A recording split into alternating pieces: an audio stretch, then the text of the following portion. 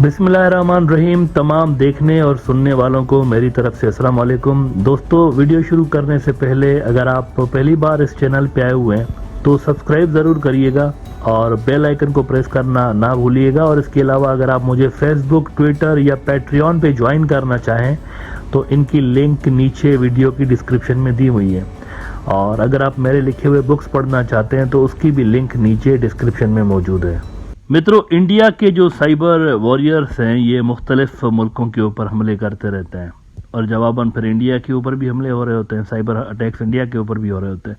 سب سے زیادہ جن ملکوں سے انڈیا کی طرف سائبر اٹیکس آ رہے ہوتے ہیں وہ 3 ملک ہیں: چائنا، پاکستان اور نارتھ کوریا. یہ 3 وہ ملک ہیں جہاں سے سب سے زیادہ آن این ایوریج حملے جو ہیں وہ انڈیا کے اوپر ہو رہے ہوتے ہیں.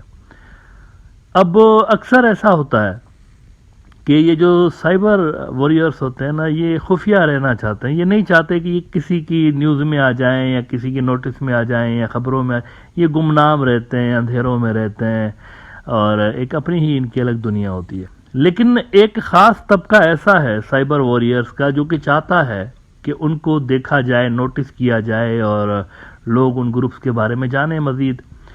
ان کو ہیکرز نہیں کہا جاتا، ان کو کہا جاتا ہے ہیکٹیوسٹ. اور یہ جو ہیکٹیوسٹ کا لفظ ہے یہ اصل میں 2 لفظوں کو ملا کے بنایا گیا ہے، ایک تو ہیکر کا اور ایک ایکٹیوسٹ کا. اب ایکٹیوسٹ آپ جانتے ہیں کہ وہ لوگ ہوتے ہیں جو کہ سوشل کام کر رہے ہوتے ہیں یا پھر کوئی مقصد ہوتا ہے ان کا. تو ہیکٹیوسٹ جو ہوتے ہیں نا وہ بھی بیسیکلی پولیٹیکلی موٹیویٹڈ ہوتے ہیں یا ان کی کوئی آئیڈیولوجی ہوتی ہے، اس کے بلبوتے پہ یہ کاروائیاں کر رہے ہوتے ہیں اور خاص ان کے ٹارگیٹس ہوتے ہیں. اب ان دنوں نارتھ کوریا اور چائنا اور پاکستان کے علاوہ ایک گروپ ایسا بھی ہے جو کہ انڈیا کے اندر سرخیوں میں ہے اور وہ بنگلہ دیشی گروپ ہے. مطلب کم سے کم وہ گروپ اپنے آپ کو بنگلہ دیشی کہتا ہے. اب ہے نہیں ہے، کہاں سے آپریٹ ہو رہا ہے یہ ابھی تک کنفرم نہیں ہے، لیکن وہ گروپ خود کو بنگلہ دیشی کہتا ہے. انہوں نے اپنا نام بھی مسٹیریس ٹیم بنگلہ دیش رکھا ہوا ہے. یہ گروپ زیادہ تر ڈینائل آف سروسز جو حملے ہوتے ہیں نا وہ کر رہے ہوتے ہیں. اب ڈینائل آف سروس یہ ہوتا ہے کہ کسی ٹارگیٹ کے اوپر اتنی زیادہ ٹریفک چھوڑ دیتے ہیں کہ وہ سسٹم ہی کریش ہو جاتا ہے اور فار دا ٹائم بینگ وہ کام کرنا چھوڑ دیتا ہے. اب اس میں پھر اس کو ٹھیک ہونے میں گھنٹوں بھی لگ سکتے ہیں، مہینے بھی لگ سکتے ہیں، ہفتے بھی لگ سکتے ہیں. تو یہ والا جو گروپ ہے بنگلہ دیشی یہ اصل میں انڈین جو انفراسٹرکچر ہے اس کے اوپر حملے کرتا ہے، بینکس کے اوپر حملے کر رہا ہوتا ہے اور ان کا جو پیٹرن ہے وہ پولیٹیکلی موٹیویٹڈ ہے. اور یہ جو ٹیلی گرام کے اکاؤنٹس رن کر رہے ہوتے ہیں، سوشل میڈیا پہ بھی ان کی ایکٹیویٹیز نظر آتی رہتی ہیں. فیس بک پر بھی میں دیکھ رہا تھا ان کا پیج بنا ہوا ہے، تھوڑے سے لوگوں نے لائک کیا ہوا ہے کیونکہ یہ وہاں پر زیادہ نہیں ہے، زیادہ تر یہ ٹیلی گرام کے اوپر ایکٹیو ہوتے ہیں.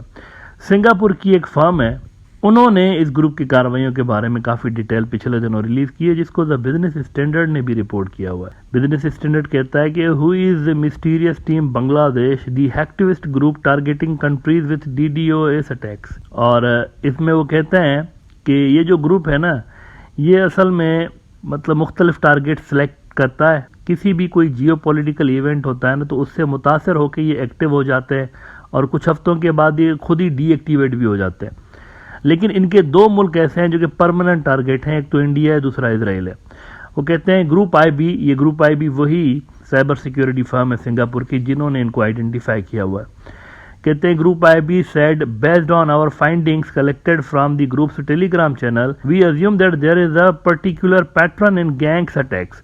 The cycle begins with the group noticing a news event which becomes a trigger for launching a thematic campaign against a specific country. On average, such campaigns do not last longer than a week. After that, the campaign typically loses interest in the targeted country and reverts to its typical targets, India and Israel. اچھا، ان کا ویسے جو face بک کا page ہے اس کے اوپر مختلف میں دیکھ رہا تھا پوسٹیں انہوں نے کی ہوئی ہیں اور مختلف جو سائبر حملے ہوئے ہیں ان کی لنکس یہ شیئر کر کے اوپر لکھ رہے ہوتے ہیں کہ ایکسپیکٹ اس، یعنی ہم نے کیا ہوا ہے. تو ایک میں ان کی پوسٹ دیکھ رہا تھا، بڑی انٹرسٹنگ پوسٹ ہے. بنگلہ دیش کا میپ انہوں نے لگایا ہوا ہے. یہ اگر آپ دیکھیں انڈمان اور نکوبار آئیلینڈ سے لے کے یہ ڈیپ انسائیڈ انڈیا، یہ بہت اندر تک جو ہے نا وہ لے کر گئے ہوئے ہیں اور انہوں نے کہا کہ یہ اصل میں اصلی بنگلہ دیش یہ ہے. اس گروپ کا، یعنی کہ یہ کوئی پولیٹیکل آئیڈیولوجی رکھتے ہیں۔ اچھا ویسے یہ جو سائبر اٹیکس ہوتے ہیں نا، ان کے لیے کوئی پراپر قانون سازی ہے نہیں۔ مثال کے طور پر اگر جیسے چائنیز سائبر اٹیکس ہوتے رہتے ہیں امریکن جو فرمز ہیں ان کے اوپر، یا امریکنز بھی کرتے رہتے ہیں، پھر رشینز بھی کرتے ہیں، خود انڈینز بھی کر رہے ہوتے ہیں، بنگلہ دیش کے جو آرگنائزیشنز ہیں ان کے اوپر بھی سائبر حملے ہوتے رہتے ہیں، انڈیا سے بھی ہوتے ہیں، دوسری جگہوں سے بھی ہوتے ہیں۔ اس کا کوئی قانون نہیں ہے دنیا کے اندر کہ کہیں سے کوئی بڑا سائبر حملہ ہو جائے تو پھر کیا کرے گا دوسرا ملک، اس کا کوئی قانون نہیں ہے۔ تو انڈیا کتنا افیکٹڈ ہوتا ہے ان چیزوں سے، اس کا ذرا میں آپ کو کچھ ڈیٹا دکھاتا ہوں۔ آن این ایوریج جو ایک انڈین آرگنائزیشن ہوتی ہے نا، اس کے اوپر ایک ہفتے کے اندر 2146 اٹیکس ہو رہے ہوتے ہیں، ایک ہفتے کے اندر ایک فرم کے اوپر۔ اور یہ جو ڈیٹا آ رہا ہے یہ تھریٹ انٹیلیجنس رپورٹ 2023 کا ڈیٹا میں آپ کے ساتھ شیئر کر رہا ہوں۔ سب سے زیادہ جو سائبر حملے ہوتے ہیں انڈیا کے اندر وہ ہیلتھ کیئر سسٹم سے ریلیٹڈ جو انٹیٹیز ہوتی ہیں ان کے اوپر ہوتے ہیں۔ 4839 4839 حملے ہو رہے ہوتے ہیں ایک ہفتے کے اندر ہیلتھ کیئر جو سسٹمز ہوتے ہیں نا ان کے اوپر۔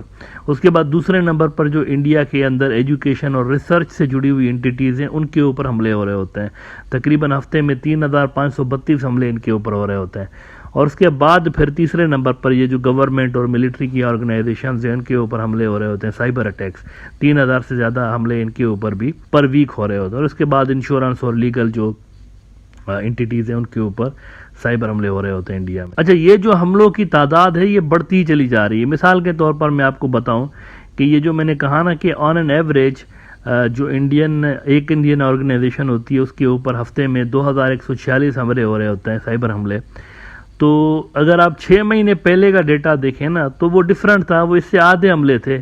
6 مہینے پہلے اگر آپ بات کریں تو آن این ایوریج 1240 حملے ایک آرگنائزیشن کے اوپر ہفتے میں ہو رہے ہوتے تھے، لیکن اب وہ تعداد 6 مہینوں کے بعد بڑھ کے 2146 ہو گئی ہے۔ اور سب سے زیادہ ایز آئی سیڈ یہ چائنا اور نارتھ کوریا اور ان جگہوں سے آ رہے ہوتے ہیں، لیکن اب بنگلہ دیش کے بھی اس طرح کے جو پولیٹیکلی موٹیویٹڈ گروپس ہیں، سائبر حملے کرنے والے گروپس، یہ بھی میدان میں کود پڑے ہیں اور ان کی بھی خبریں آ رہی ہیں کہ انہوں نے بھی انڈیا کو ٹارگٹ کرنا شروع کر دیا ہے، which is not a good news for India.